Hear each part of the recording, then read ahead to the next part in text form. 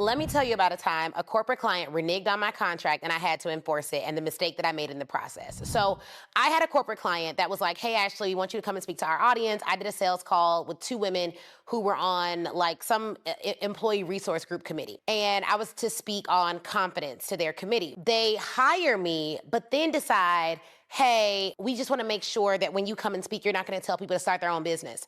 And I'm like, that's not what you hired me to speak on, so there's no reason for me to say that. They already signed my contract. So I'm like, look, I'm not changing. They were like, well, we need you to sign another contract saying that you won't say this, saying that you won't do that, saying that you won't do that. I was like, another contract?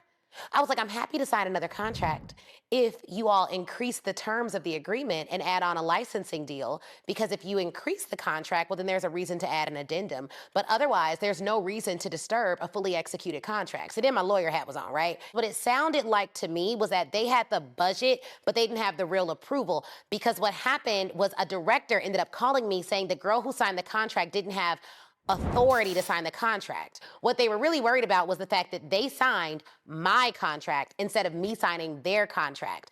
And so the biggest mistake I made was just not understanding the players that were involved in making the ultimate decision and thinking that because they had the budget, they were the ultimate decision maker, and they weren't. It is what it is, but we're gonna talk about building these corporate offers at the Your First Corporate Offer Summit, and I wanna see y'all there.